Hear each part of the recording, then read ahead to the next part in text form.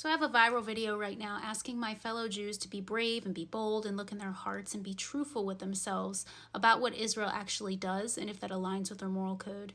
And if not, to be vocal about that, because our Muslim brothers and sisters are all over the internet asking us to speak up.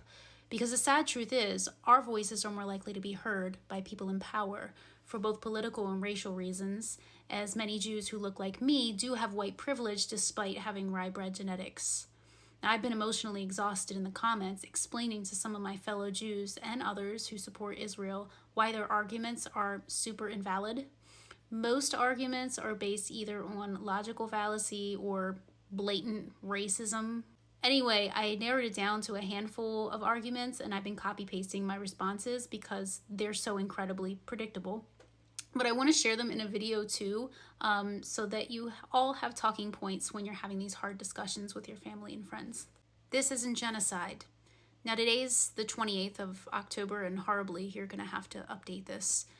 But since 10/7, Israel has murdered 8,005 Gazans, including 3,324 children, 2,062 women, and 29 journalists. That number climbs every day. War has rules. This is genocide. Israel isn't killing innocents.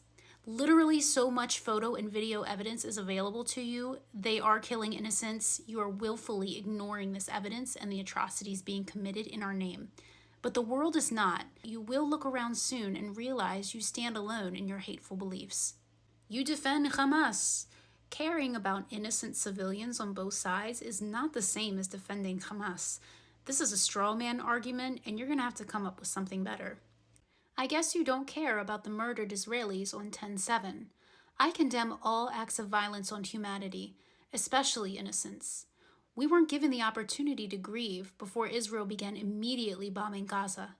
And while the 1,400 Israelis who were murdered is tragic, and some Israelis are still being held hostage, I can't turn away from the horrific climbing number of dead Gazans. It is disingenuous to selectively mourn for our own. Israel has the right to defend itself. Killing innocent people is not self-defense, it is offense. Israel has the ability to do targeted operations, yet they bomb indiscriminately. If you can appreciate that Hamas is in the wrong and didn't act in self-defense, then you must also appreciate the Israeli government is not acting in self-defense. Go to Gaza and wear your Magen David, or they'll kill you for being a Jew, or they want all Jews dead. Who is they? If you mean Hamas, Hamas is not the same as innocent Palestinians. That's who I defend. If you mean all Palestinians, well, this is racist propaganda. And by the way, shout out to these people for actually wishing death upon me. Like, I'm way more afraid of you now than I am of anyone else. So, Palestinians voted for Hamas, so they are guilty of what Hamas does. This vote occurred in 2006. Hamas received only 44% of the total vote, and they have not been allowed an election ever since. Now, as you know, children make up about half of Gaza's population, so only a fraction of the current population ever cast a vote for Hamas. Those who did vote were mostly voting in opposition to the ruling party at that time, Fatah, which they felt was corrupt. They wanted something better, but they didn't have great options to choose from. Americans can actually relate to that. We would strongly push back against claims that we were guilty for the awful things our government does. That goes for Israelis too. Are they guilty and deserving of death for what Netanyahu does?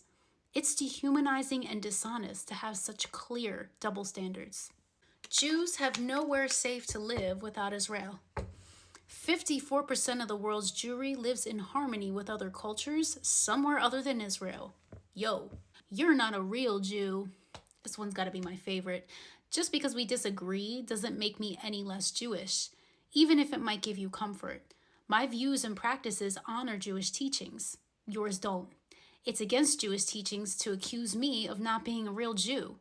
Murder is, of course, against Jewish teachings. Now, it's not too late to remember who we are and what we really stand for. You are anti-Semitic. This is such a low blow. Use of this word against our own is despicable. I even said it in my original video, but I doubt you listened. Use of it to defend genocide and oppression is horrific. It loses its meaning when it's used as a weapon. You're too young to have an opinion, or naive, or immature. I'm 36, But how old do I need to be to understand that murder is wrong? You'll need to come up with an argument that isn't predicated on ad hominems.